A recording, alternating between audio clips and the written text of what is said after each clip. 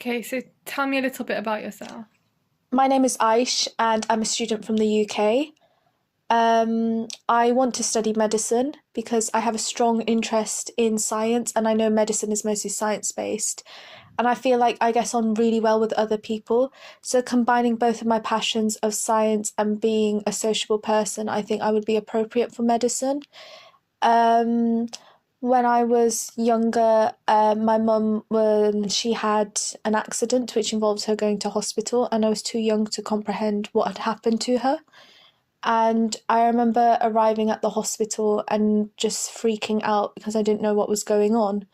But I saw doctors and nurses approach other people as well as myself and just comfort them.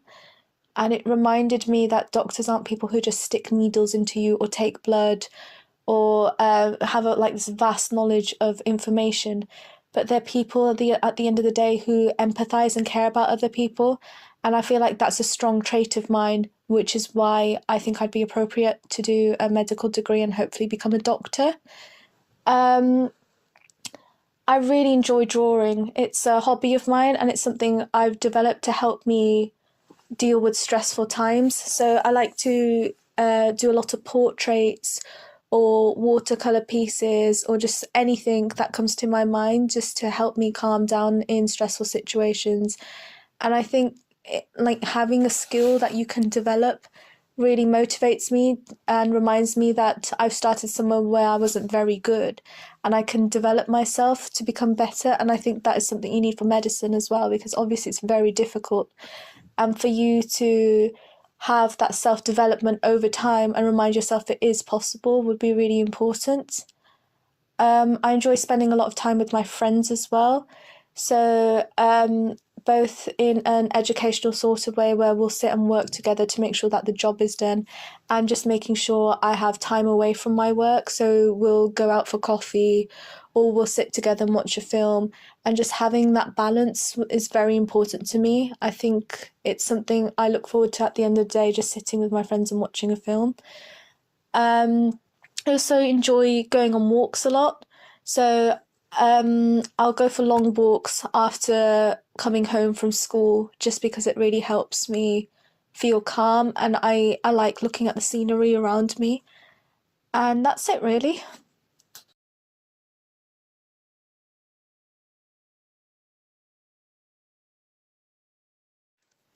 Okay, Hannah, so what do you think is the hardest thing about being a doctor? I think one of the hardest things about being a doctor is definitely going to be the long and irregular working hours that you have to work. I think sometimes if you work really long shifts, as I've experienced being a healthcare assistant, it can lead you to being stressed or having little time to relax as you would normally because you've got no regular schedule. I think it's really important to try and find time to relax in your regular day to help overcome this.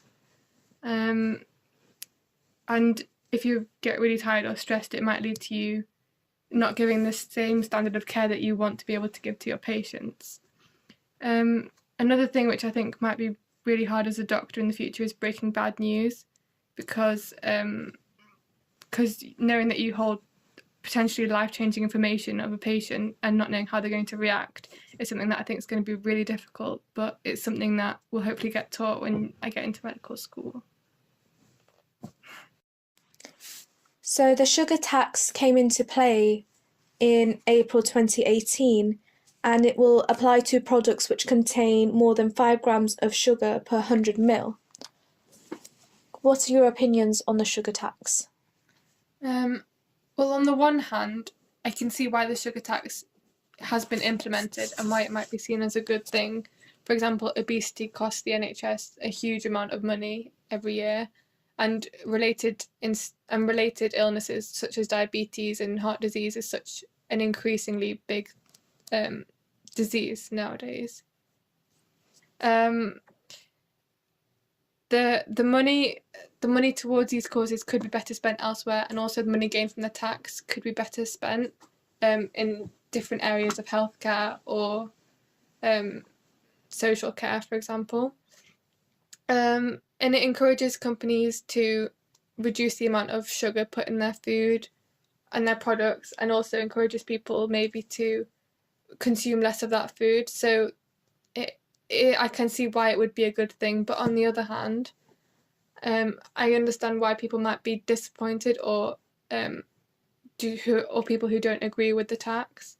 So some people might not like the amount of control the government is having over their choices. People might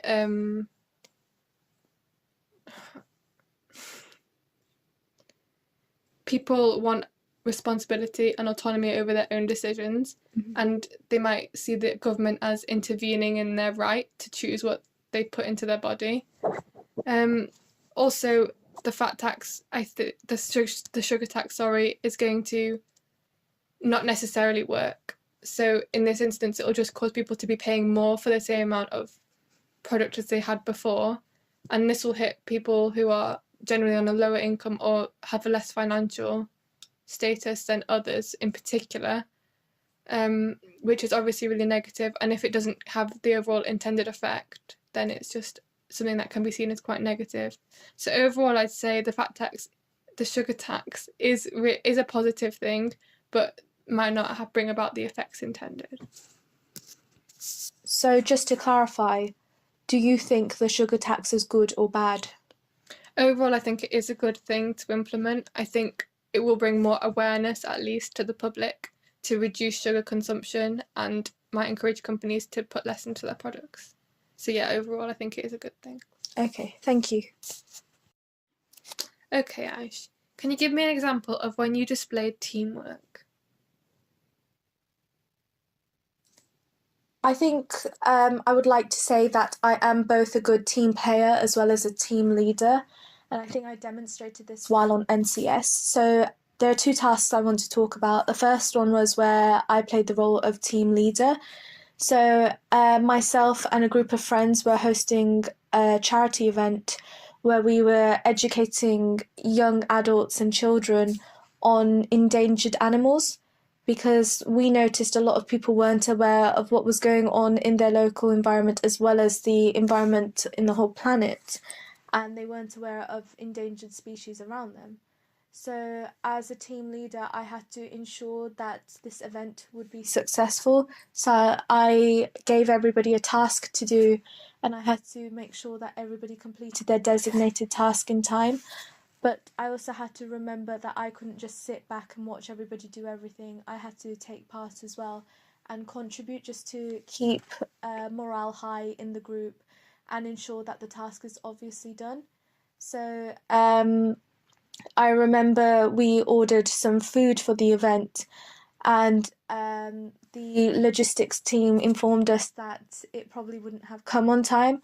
So the situation was very stressful. So I had to be in a position where I had to remind everybody that it was okay. We still had everything else that we needed, such as posters, face paints, just leaflets to hand out, and that food wouldn't be a big problem, and hopefully eventually it would turn up anyway. So I made sure everybody was calm and reminded them that it was going to be okay if we didn't have anything. And if not, we could pop down to the local Tesco's or Sainsbury's or something and grab some snacks because we still had a bit of spare money left. And I think I'm very happy to say that I did that. It made me feel like I did have everything under control, and I noticed that the morale in my team went back up because everyone calmed down and realised that no, there were other solutions, which was really helpful. The food did end up turning up on time, so it was all okay. The second time was when I was a team player. I was again on NCS, and we'd all been camping. After a long day, we had to set up a tent, and everybody was very stressed out and tired as well. And there was a lot of bickering between the group just because everybody was frustrated. And I think in that situation, I was reminded that I should just play my role as a team member, not argue with somebody who's telling me off because they were stressed out. So I made sure I did what I needed to do. And once I had done it, I sat down with that other team member who had gotten frustrated and had a discussion to see if they were okay. And I think that really helped them because they needed that time to just switch off and say what the problem was. And I feel like if I had not done that, there would have been tension in the group for a few days. And yeah, I think I am a fairly good team player. Thank you. What would you say is the most important advancement in medicine and why? I think I would have to say it would be development of technology, in specific technology which has been used for transport purposes. For example, boats or railway services, because having those present has had, like, it's allowed movement of ideas and knowledge from one place to another. So, for example, ideas in the East could be moved to the West as well, which kind of set up the ideas of hospitals and other services in the Western world. And I think without having the ability to move, you could not redistribute these ideas, which probably would have left us a little bit stuck for a longer period of time.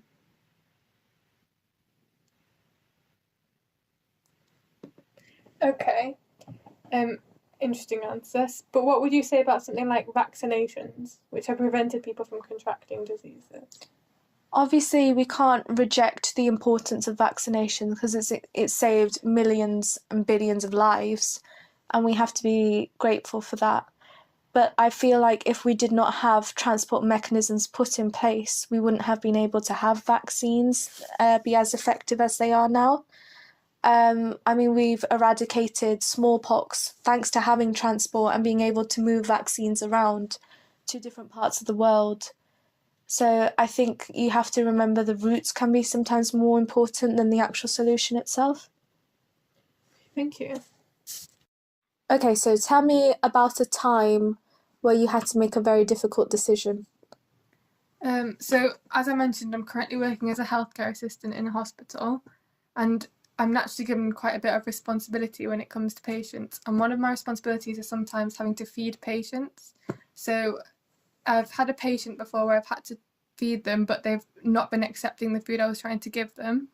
And the difficult decision I had to make then was, should I carry on trying to feed this patient, or should I move on at risk of neglecting other patients' needs? So I found it a really difficult decision to make, of course, because trying to feed this patient and getting them to eat is obviously going to change their outcome and make sure they have a better, I don't know what I'm saying, a better outcome. But then if I spend too long with this particular patient, I'm also working on a ward with 8 other patients who also need my care. So it's about balancing the two. And ultimately, I decided I'd have to go and talk to the nurse to decide what to do. I spoke to the nurse and we decided that I was going to leave that patient for now and maybe try again later or get another healthcare to help me out. And in the meantime, I would focus on my other patients because they had similar needs as well. Obviously, you were in a position of responsibility, so why did you think it was appropriate to go and talk to the nurse, even though you understood the situation pretty well? Obviously, while I'm looking after the patients, I don't have all the knowledge to make a decision like that for one particular patient. So I had to go speak to the nurse. Firstly, so that she was aware that that patient hadn't been eating, as it might affect things like drugs and potential consequences for that patient. And also to make sure that I was making the right decision, because that nurse will have a more comprehensive understanding of what to do next, as opposed to me. Okay, thank you. Okay, so there are a few things that we wanted to put into the video, but decided that we eventually couldn't because we just got too triggered. The flashbacks hit me so hard. I was like, Hannah, I can't. Okay. Why am I doing this? So one of the things we recommend you practice is the biggest weakness that you have. Go have a look online for some ideas. The Medic portal, Definitely. amazing. To try and get yourself a solid answer for this. They want to see that you have a weakness that you're aware of, but also that you're improving and that it's getting better, but not fully resolved. I agree with that. Okay. The second thing is we really wanted to include a role play to get you to have an idea of an ethical scenario or something, but unfortunately, we're really bad at it. It didn't go well. We tried to record it. We'll put a blooper in at the end, but we both just started laughing, and it was a bit of a dilemma. Yeah, we couldn't take it seriously, and then we took it too seriously and got too stressed. So yes, it was Oscar worthy though. Is there anything else we wanted to have included? I just really want to remind you that these aren't perfect answers. We tried to be as realistic with it as possible, and we have had no time to actually prepare what we were going to say as such. I mean, I literally just had Hannah over and was like, we need to film. And we had 2 minutes to make bullet points of what we would have said. But we didn't sit and rehearse these points in before. So whatever you've just heard is as natural as possible.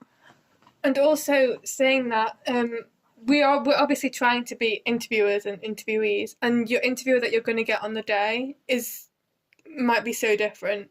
They might not interrupt you, they might interrupt you, they might just ask follow-on questions, they might have no emotions, they might encourage you. Which is why we try to vary the style of interview questions we asked. So sometimes I would have follow-up questions, or sometimes Hannah would say nothing at all, just because we thought it would kind of mirror the interview scenario. Yeah, so what we'd say is don't get put off by your interviewer. There are all different kinds of interviewers, and just to let you be aware of that, basically. I had an interviewer who, one of them, because I had a panel interview, one of them was so interested and she kept asking me follow-up questions and interrupting me, but it was a positive. And the other one who was sitting on the panel, he just looked so disinterested. So I think you always will see a range of different interviewers, and you shouldn't really be put off by that. I find the easiest thing to do is just stare at the top of their head rather than at them. It's less intimidating. Yeah, I agree. Also remember that the people who are asking follow-up questions, they're just trying to help you get to the right and full answer. So don't be too put off if they ask you more and more questions. And it's a positive because it means that they're actually listening to you rather than ignoring you. And obviously they can see potential in you, which is why they're trying to see how you think, because they've seen your personal statements, they've seen your grades, so you obviously... Not necessarily. Well, obviously somebody's gone ahead and read the personal statement for you to get in, so you've got to tick, because there is a reject pile as well. So yeah, I just meant the interviewer. No, I meant the med school, that they've obviously checked to see your grades and your personal statement. So you've got past the first hurdle. You've just got two more, which is the interview, which looks more at personality and what you're like as a person. And so the last one would be obviously results day and having to get your results and finally, hopefully, getting into med school. Anything else you want to add? I don't think so. I think we've covered pretty much everything we wanted to say. Yeah, so honestly, if you have any questions, feel free to leave them down below. And we hope you found this useful. Actually, I do have one more thing I wanted to say. We left a lot of gaps between we were talking, and I could have cut them out in editing. But I feel like when I was doing my interview, I did leave a lot of gaps. And it's perfectly acceptable, and you're not going to get marked down for that. No, I agree.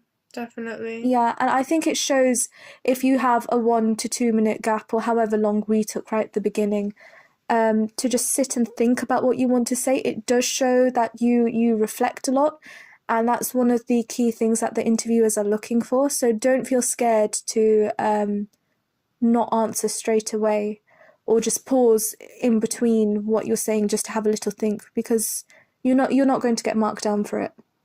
Yeah, I agree. All right then, so I hope all of that helps. Any questions, just leave them down below in the comments.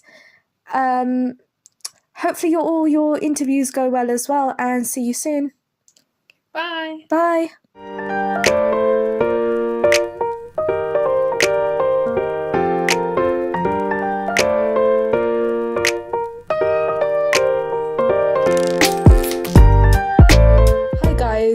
We were editing this and we've just realised something.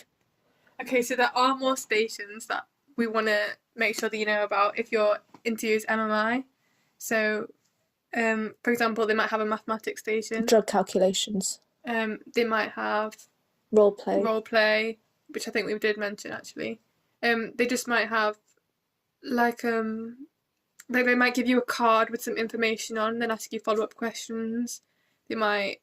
They'll just do different things basically if you have stations. So you'll get some information beforehand from your university. So just double check what other stations are, and then maybe have a little look online and see if you can find out any similar kind of questions which you think they're going to be. I would agree.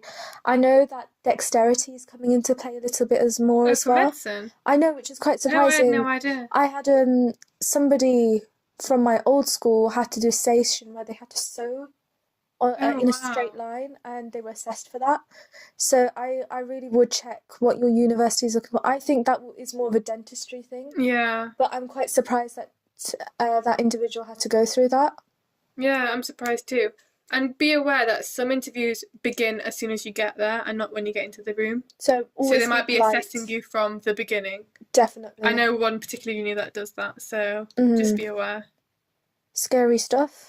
You'll be fine, Yeah, guys. honestly, it's fine. We're just messing about. Like But we got here, you can't. yeah, admin error. All right then, take care, and yeah, that's it. Okay. Bye. Yeah.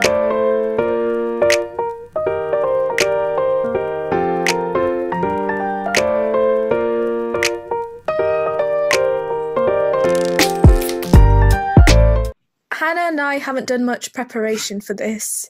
We just decided to make this as honest and as natural as possible, so we didn't actually plan what we were going to say. We've made like bullet points, but we didn't sit there and write an answer out. So if we sound a bit confused, you know why. And I think it kind of mimics how you are when you're in the interview as well, because you can't actually plan what the questions are going to be, can you? No. So this is going to be a lot of fun. Stressful. What am I doing? Stop. Right, okay, I'm going to give you a scenario, and you're going to have to act in the scenario, and you have to try and show as much empathy as possible. I don't even know what empathy is. Okay, great. So I'm your neighbour. My name is Joanne. I've been on holiday for 2 weeks and I left my dog at yours.